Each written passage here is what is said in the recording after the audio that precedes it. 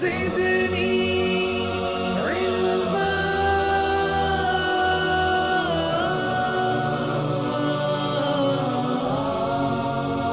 يا بني إسرائيل اذكروا نعمتي التي أنعمت عليكم وأوفوا بعهدي أوف بعهدكم وإياي فارحبون. وآمنوا بما أنزلت مصدقا لما معكم ولا تكونوا أول كافر به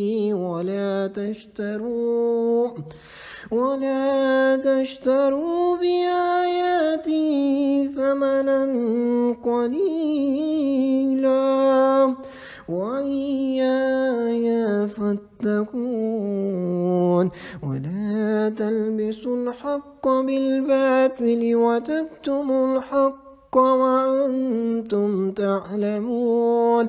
وأقيموا الصلاة وآتوا الزكاة واركعوا مع الراكعين. أتأمرون الناس بالبر وتنسون أنفسكم وأنتم تتلون الكتاب أفلا تعقلون. واستعينوا بالصبر والصلاة وإنها لكبيرة إلا على الخاشعين الذين يظنون أنهم ملاقو ربهم وأنهم إليه راجعون.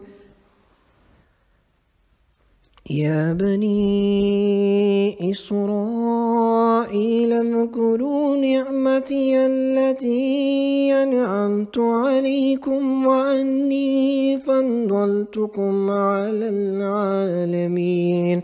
واتقوا يوما لا تجزي نفس عن نفس شيئا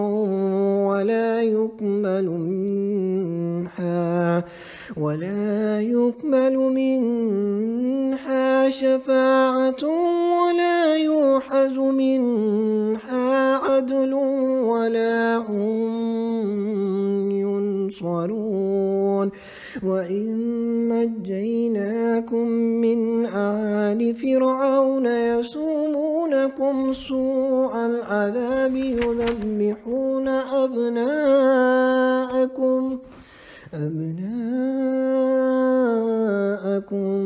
ويستحيون نساءكم وفي ذلكم بلاء من ربكم عظيم.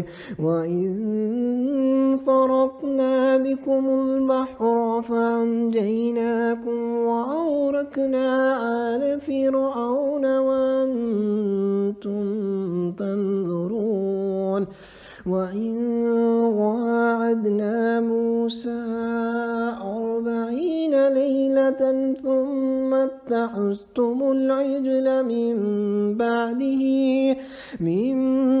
بعده وأنتم ظالمون ثم عفونا عنكم من بعد ذلك لعلكم تشكرون. وإذ آتينا موسى الكتاب والفرقان لعلكم تهتدون. وإذ قال موسى لقومه يا قوم إنكم ظلمتم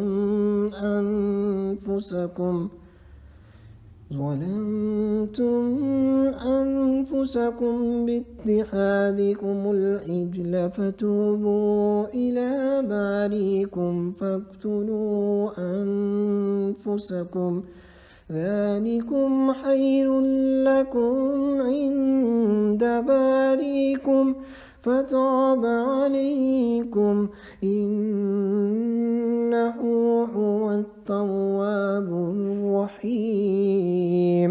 وإذ قلتم يا موسى لن نؤمن لك حتى نرى الله جهرة حتى نرى الله جهرة فأخذتكم الصاعقة وأنتم تنظرون ثم بعثناكم من بعد موتكم لعلكم تشكرون وظللنا عليكم الغمام وأنزلنا عليكم المن والسلوى كلوا من طيبات ما رزقناكم وما ظلمونا ولكن كانوا أنفسهم يظلمون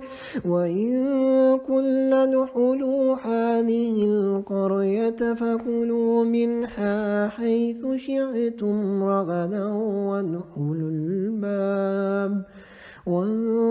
الباب سجدا وقولوا حطوة نغفر لكم خطاياكم وسنزيد المحسنين فبدل الذين ظلموا قولا غير الذي قيل لهم فأنزلنا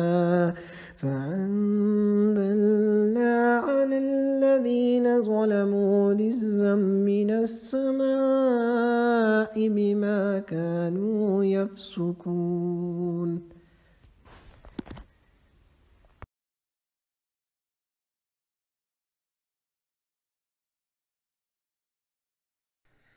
بسم اللہ الرحمن الرحیم۔ سورہ بقرہ کے پہلے 3 رکوعوں میں تمام بنی نوع انسان کو اسلام کی دعوت پیش کرنے کے بعد، توحید و رسالت کے دلائل پیش کرنے کے بعد، اب آئندہ آنے والے سورہ بقرہ کے ان رکوعوں میں انسان کی پیدائش اور اس کے علم سے آراستہ ہونے اور منصب خلافت الہی پر فائز ہونے کا تذکرہ بیان کیا گیا ہے۔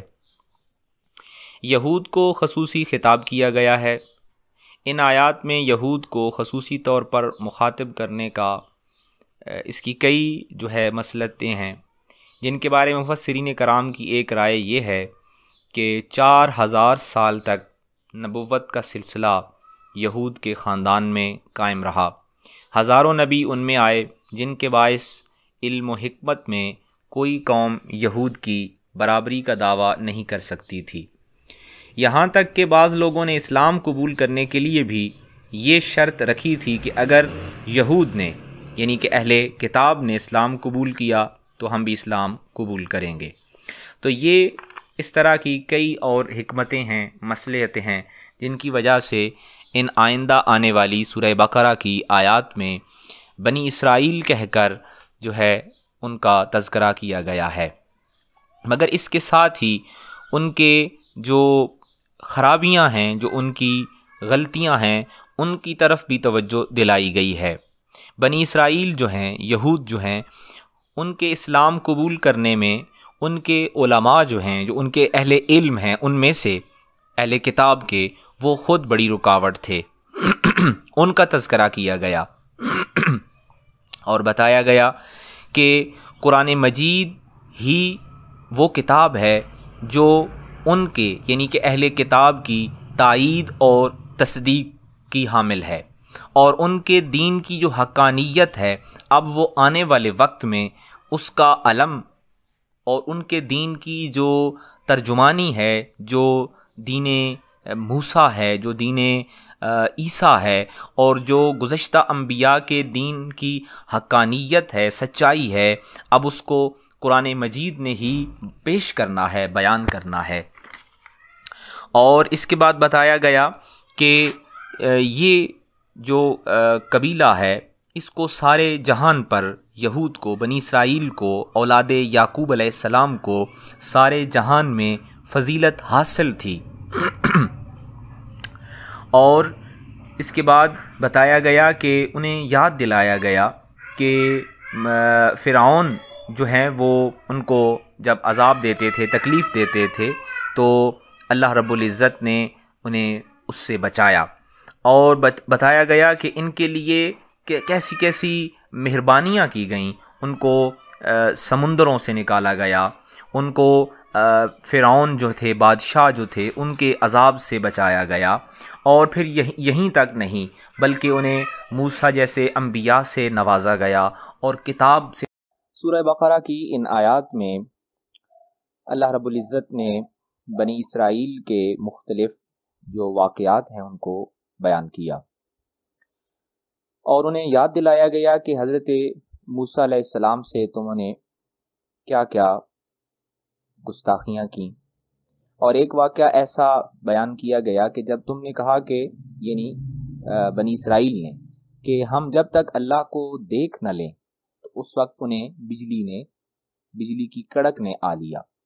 اسی طرح جب انہیں ان کے اصل وطن شام سے، جو شام تھا، اور یہ بنی اسرائیل شام سے مصر چلے گئے تھے، تو جب انہیں وطن واپس لوٹنے کا حکم ملا تو انہوں نے جہاد سے جب انکار کیا بنی اسرائیل نے، تو ایک ریگستان میں 40 سال تک رہے. مگر اس حالت میں بھی اللہ کی نوازشات اور مہربانیاں ان پر جاری رہیں. ان کا ذکر ہوا کہ ہم نے تم پر بادل اتارے رکھا اور من و سلوہ وہ ہم نے خوراک تمہیں مہیا کی. اور اس کے بعد بنی اسرائیل کو یاد دلایا گیا کہ اللہ کی مہربانیاں اور جو ہے اللہ کے فضل جو ہیں ان کو تم یاد رکھو. اور اللہ نے انہیں فاتحانہ طور پر شہر میں داخل ہونے کا انہیں موقع دیا. اس کے بعد جو ظالم ہیں، اللہ کسی پر جو ہے بلا وجہ عذاب نہیں اتارتا، مگر جو ظالم ہیں ان پر ان کے ظلم کی وجہ سے عذاب آتا ہے. رب زدنی